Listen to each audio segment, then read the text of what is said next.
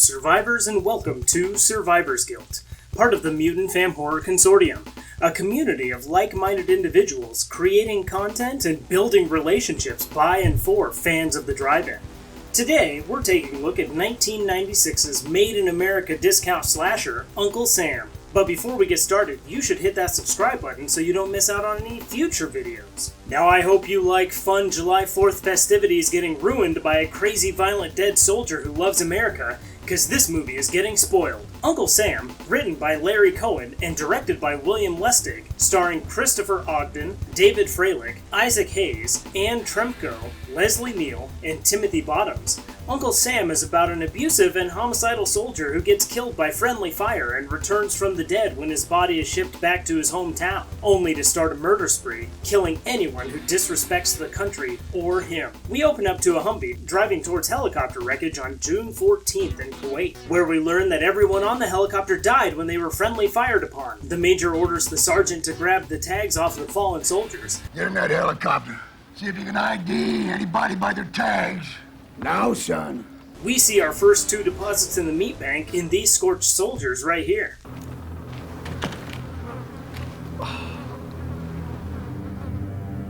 And then the sergeant looks into the cockpit where he finds Master Sergeant Sam Harper, who is only kind of dead, who has enough life in him to reach out and hand us our third deposit into the meat bank when he makes the sergeant watch his own back,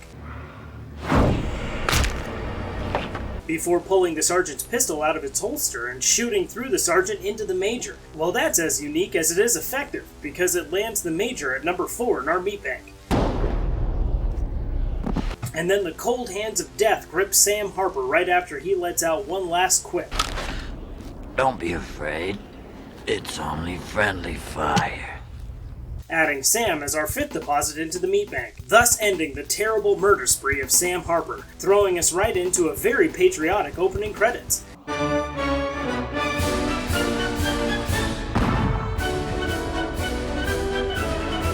Cut over to Twin Rivers, USA on the 1st of July when we go full creep watching this kid sleep. His name is Jody, and we gather from some Nickelback exposition that Jody is someone's nephew. Look at this photograph! Now, I don't want to assume anything, but I think that Jody's Uncle Sam might just be this movie's titular slasher. Jody, who is fighting his way through some night terrors, knocks the picture off the nightstand, leaving broken glass all over the floor. Hey, question for the comments, guys. Is it weird to give signed pictures of yourself to your nephews? Because that seems kind of weird to me. But the 90s were a different time, so let me know in the comments. Anyway, Jody, having been woken up by the glass shattering on his floor, attempts to clean it up with his feet, but it's ineffective. And dangerous. Don't try that at home, kids. More than once. The drops of foot blood on the photograph exposit to us that Jody's Uncle Sam was Sam Harper the entire time. And he would have gotten away with it too if it wasn't for this kid and his meddling foot blood. Jody hops his way over to his mom's room, no doubt leaving a bloody mess in his wake. He wakes up his mom and tells her in 11 words what it took me half a page to explain. How'd that happen? The picture fell over. The glass broke, and I stepped on it. My videos would be way shorter if I wasn't so long-winded. We learned that Jody was having a dream about Uncle Sam. The uncle, not the patriotic character. But soon they will be one and the same, and that Sam isn't actually dead, which must just be a story his mom tells him because they haven't heard from him in 3 years, because they don't know that he's actually dead. Clearly, Jody looked up to his Uncle Sam, but his mom tries to squash that adoration by trying to convince Jody that his Uncle Sam was actually a piece of crap. But Jody calls her out on her bullshit and lets her know that he knows that she didn't like her brother very much, and calling her out on the fact that she doesn't even talk about his dad very much either. But Sally ain't having that conversation this early in the morning and lets Jody know that she wants to go back to sleep. Jody then goes full Children of the Corn before going back to sleep. I didn't mean to bother you. I just thought he might bleed to death.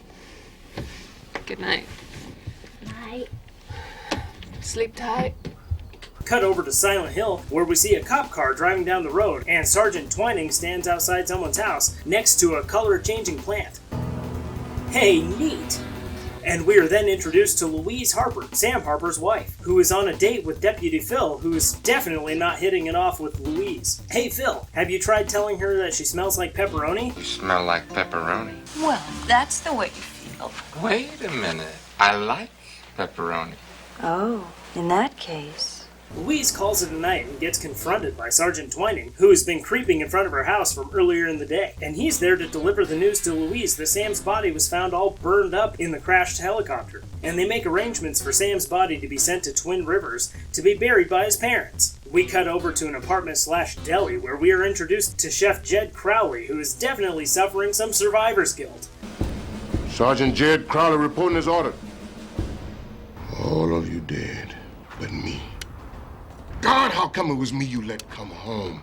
But more on him later. We cut over to Jody's house where he is learning how to eat with utensils. Ah, don't worry, little guy. You'll figure it out one day. And Louise drops the bomb that Sam is dead. We learn that it's actually a relief to these ladies as they were concerned that he may still be alive. For a minute, I thought that he was going to tell me that he was still alive. Sally peer pressures Louise into definitely getting the body brought back to Twin Rivers. And as it turns out, Jody was creeping like he does and heard everything. He finishes getting ready for school and grabs the ammo container to take it to school with him. And Jody brings it up to his teacher, Mr. Crandall, who apparently also taught Sam when he was a boy. Jody breaks open the ammo container to show off his uncle's medals and turn today into a show and tell day, making him the most popular yet unlikable kid in his class. And while Jody shares all about his uncle's service and the medals he was awarded, one of the other students asks Mr. Crandall if he's ever been in the military. Were you ever in the Army, Mr. Crandall? No, I can't say that I ever was. And when he says that he wasn't, little warmonger Jody presses him a little bit further. We find out that Mr. Crandall protested the Vietnam War and maybe even left the country to avoid fighting it. Jody lets Mr. Crandall know what Uncle Sam thinks about yellow bellies. They're goddamn cowards! My Uncle Sam said you guys were cowards. Which Mr. Crandall is obviously hurt by. So Jody Warmonger lets him know that that's not what he thinks, it's what Uncle Sam thinks. I didn't say you were. I just said that's what he said. And after Jody Battle Droid takes his seat, he starts talking to inanimate objects like a true blue patriot. When I'm grown up, I'm going in the Army. Just like Sam did. And I'll do whatever the president says to do. Because he knows better. I mean, crazy person. Just wait till this kid starts paying taxes. That'll fix him. Remember, kids, taxation is theft. Cut over to a coffin being unloaded and brought into Sally's house, but that's no ordinary coffin. It's a cheap-ass government-issued coffin filled with pure, unadulterated evil incarnate. Yeah, guys, covered up with a flag so it doesn't look so cheap. Good call. When Jody shows up and starts insulting his mother for no reason. You're very proud of him, aren't you? He was the only one around here who ever did anything important. And Sergeant Twining stokes the flames of Joey Bloodlust's bloodlust. Nice to have met you, soldier. And then he stokes the flames of his own lust. If you need anything, you know how to get in touch with me. Right. Thank you. That was a bit creepy, Sergeant. And when the sergeant leaves, Sally heads back into the house to find Jody Jingoist trying to break into his uncle's coffin. We then get our first look behind the curtain of how Jody's uncle looks and how Sergeant Twining behaves. I aim on getting a little piece of that action before I leave here. Tell you something else. Sister's not bad either. I must be batting 750 with the bereaved. Cut over to the Harper family where we get to meet Sally's boyfriend Ralph, who came over for dinner with them. Jody doesn't want to sit and eat with them, but Sally shows that she's the alpha by forcing him. And Ralph immediately starts bragging about how he was able to beat the IRS in court, and how no one actually likes to pay taxes. You see, Jody, nobody likes to pay taxes. But before you know it, the government is taking half of what you earn. We've just figured out legal ways of getting around it. Jody, future taxpayer, finds Ralph's banter nauseating and wants to leave. Ralph, seeing his opportunity to slide into Sally's DMs, only to be shot down because there's a dead body in the house. Maybe he'd show me more respect if you'd show me a little more affection. Not now, Ralph, please. Come on. There's a dead body in the house. What the hell, Sally? That's never stopped me. And while Ralph is getting shut down, Jody Warhawk plays a game of here's what the government does when you don't pay your taxes. Later that night, Jody sneaks downstairs to put his uncle's medals in the coffin with him, but he can't quite get it open. But him jostling the coffin does wake up Uncle Sam from his slumber. The next day, Jed Crowley shows up to pay his respects to Sam, and Sally lets him know that Sam looked up to Jed and loved his stories about the war. And I guess I've got a lot to apologize for. Jed then takes Jody out to show him his fake leg. Hey, some dudes get medals, some dudes get prosthetics, and some dudes get cheap-ass coffins. And talk to him about what he didn't get blown off, his wiener. What else did they tell you? Nothing. Yes, they did, but it wasn't so. Otherwise, how'd I get to be a father or a grandfather? No, all those other parts made it back just fine. And after he explains how lucky he was to have his wife, Jody Joykill switches the conversation to what branch of the military he should join. And Jed promptly tells him to get those ideas out of his head. But when he can't get through to him, he explains how he used to tell stories to Sam and basically got him excited for going to war. And then he heads home. When Jody heads back in, he hears Ralph talking bad about useless wars and military casualties. Jody tells him to shut up, and that gets him grounded for the rest of the weekend. That night, being the start of the 4th of July, we cut over to some punk kids vandalizing gravestones at the cemetery and burning a flag. Are you guys trying to conjure an Uncle Sam? Because that's exactly how you conjure an Uncle Sam. Uncle Sam, sensing the agony of Old Glory and being conjured, awakes from his sleep and climbs out of his cheap coffin. But before he heads out to bust some scrubs, he heads upstairs to retrieve his medals. Meanwhile, somewhere else in town, we get our run-of-the-mill slasher nudity. Sorry, not to shame anyone, it was great. Boobs, you did great. When we see a peeping Sam outside this girl's window. Just like the real Uncle Sam, always peeping. But this Uncle Sam is different in the fact that he peeps while wearing stilts. The real Uncle Sam doesn't need stilts, he just uses cameras, phones, and Alexa. But when he almost stumbles, Uncle Willie lets out a yelp that alerts this girl to his presence, and he must make a quick getaway. Well, maybe not so much quick as it is tall. A tall getaway. But while making his getaway, he loses his balance and eats pavement outside the house. Just kidding. That's an after-credits blooper showing how this stuntman died. In the movie, however, the pervert Uncle Sam makes his getaway and heads to the park, but quickly gets chased down by the undead Uncle Sam, who is jelly for his costume. Not the stilts, though. You can keep those, my man. Undead Uncle Sam goes full cropsy on this dude when he runs into a tree and falls down. Garden cheering Willie into our meat bank at deposit number 6. Uncle Sam Origins then sets out to punish the punk kids who are practicing the First Amendment. Guys, vandalism is a type of free speech, just like killing. Sam starts his First Amendment free speech demonstration by vandalizing his face with spray paint, and then burying him alive under shovelfuls of freedom when he wakes up in an open grave, burying Rick all the way into number 7 in our meat bank.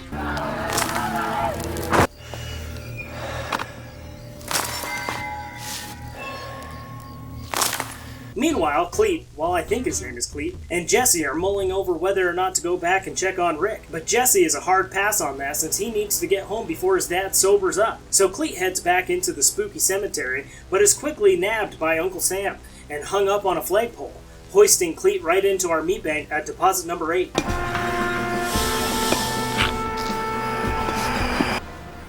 Rest in peace, Cleet.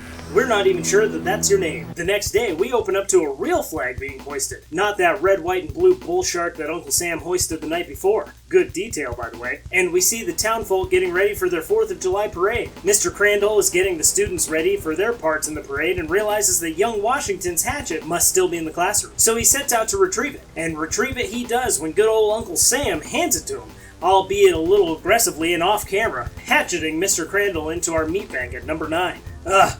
We lose more Mr. Crandalls that way. We cut over to Jody, who is all grounded and stuff, but when he can hear the celebration outside, he decides that now is the time to rebel against authority. Cool, Jody.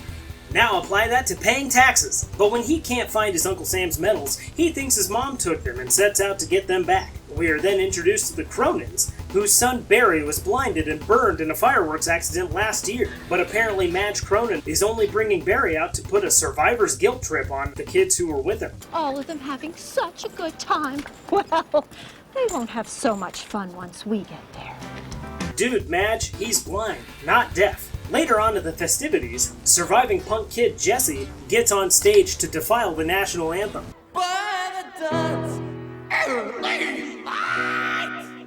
What's up, But Uncle Sam is listening and doesn't like what he hears. Now get it right or pay the price! So then the mayor takes the mic back and involves the whole group in singing the national anthem. But instead of singing, Uncle Sam walks over to Barry and establishes some sort of connection. Birds of a feather flock together? Sam tells Barry that he's here to do what Barry wants him to do, and he'll get revenge for him, kinda. I'm here to do what you want me to.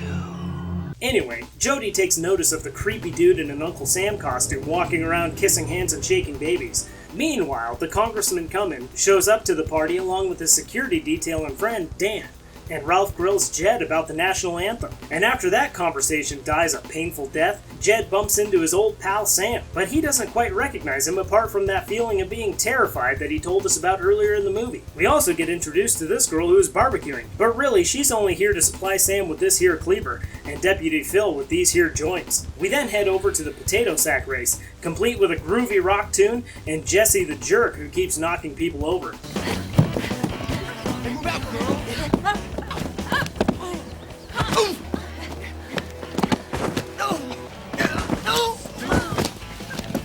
What the hell is the prize for winning this race? He attempts to take a shortcut and completely botches it when he falls down a rather steep hill.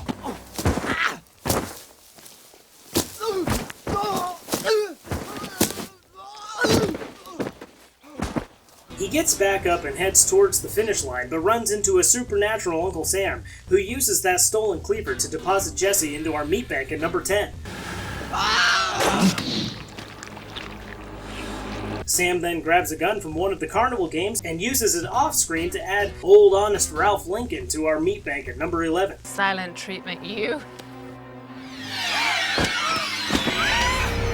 If that gunshot to his temple didn't kill him, Sally shoving him off this platform certainly did. While Deputy Phil investigates, Jody suggests why he may have been killed. I know why.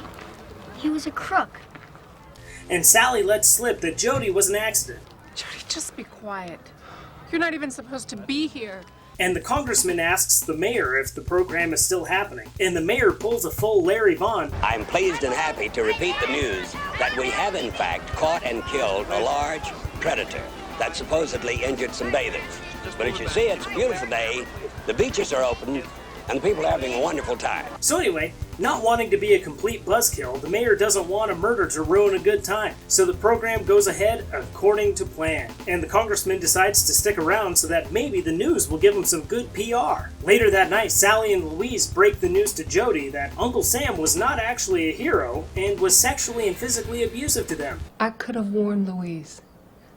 I could have told her about what he'd been doing to me since I was 6 years old. And that's why we shouldn't pay taxes. Luckily at this point, Jody Jingoist is not too far gone to not reason through these things and realizes that he's been wrong about Uncle Sam for his whole life. Meanwhile, Stoner Barbecue Girl goes over and checks on the head, but it's not quite done yet, so Uncle Sam deposits her into our meat bank at number 12.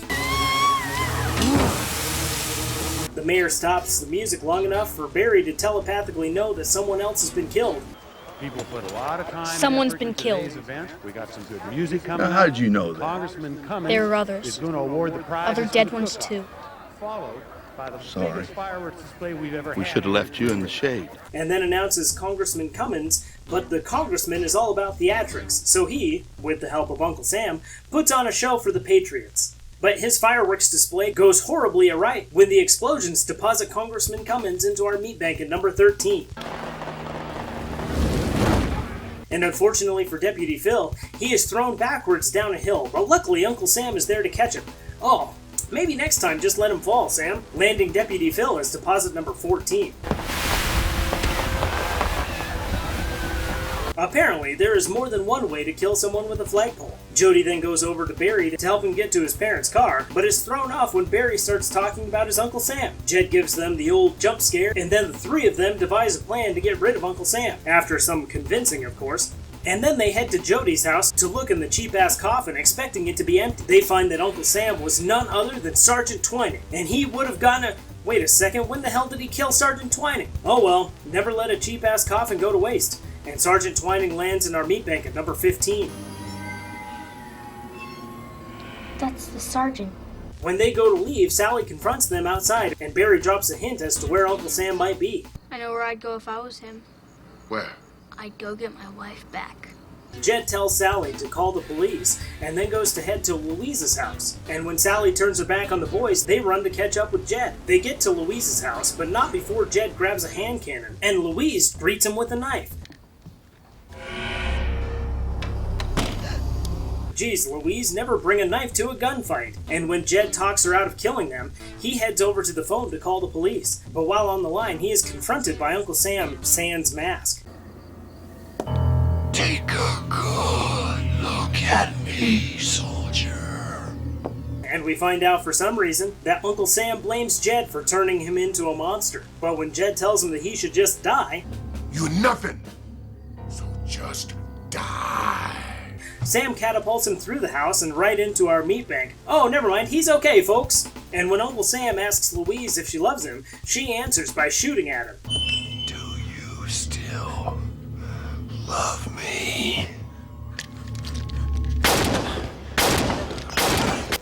That's a no. Geez, Louise, never bring a gun to a cannon fight. So Jody sends Jed and Louise out of the house, remembering that Barry told him that Uncle Sam wouldn't hurt kids. Apparently, he has some sort of standard or something, and Jed heads to wherever to grab the cannon. And when Jed and Barry are ready, they call for Jody to come outside. You hear them? I want them to see us together. To show I'm not afraid. And Jody takes Sam's hand and guides him outside. And when Jody jumps away from his undead uncle, Jed fires one of those fancy exploding cannonballs at Sam. But when that doesn't complete the killing process, he fires another one at the walking fire stunt. This time sending him back into the house. But this is no ordinary house, this is one of them fancy exploding houses.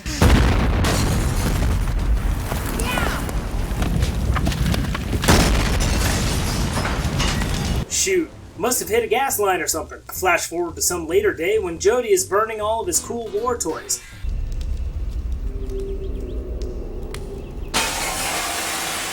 And then the movie shatters into a bunch of credits. So now, to find out, what are your chances of suffering survivor's guilt? This is where we take a look at our main characters and the death that surrounds them to find out what your chances are of surviving this movie. We start off our meat bank deposits with the 2 dead bodies in Sam's helicopter, followed by Sergeant Brokeneck at number 3 and Major Shot-a-Bunch at number 4. And then, of course, Sam Harper at number 5. We then sit through a 4-page death gap in my script until we see the peeping Sam Willie at number 6. We've then got the punks Rick at number 7 and Cleet at number 8. Followed by Mr. Crandall at number 9. We then get the third and final punk kid, Jesse, at number 10, and then Ralph falling into our 11th spot. We then get the stoner barbecue girl at number 12, and Congressman Alvin Cummins exploding into our meat bank at number 13. And then we get Deputy Phil tumbling into our list at number 14, and then finally, to round out our meat bank deposits, Sergeant Twining at number 15. Now, let's take a look at our survivors. We've got our telepathic kids Jody and Barry, followed by Sam's sister Sally and Sam's widow Louise, and then Sam's hero Jed, giving us 5 survivors and a total of 20 characters, which means that you have a 25% chance of surviving this movie. Given those odds, how would Uncle Sam make sure that you pay the ultimate price for your country? Let me know in the comments below.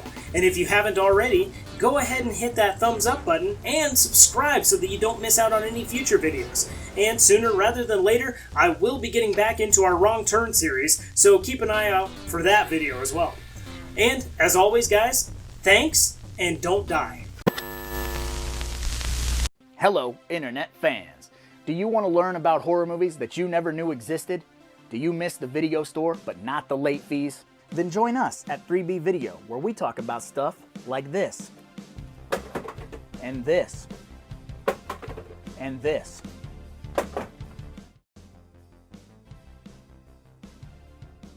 If you'll excuse me, I've got some videotapes to return. You like Huey Lewis in the news?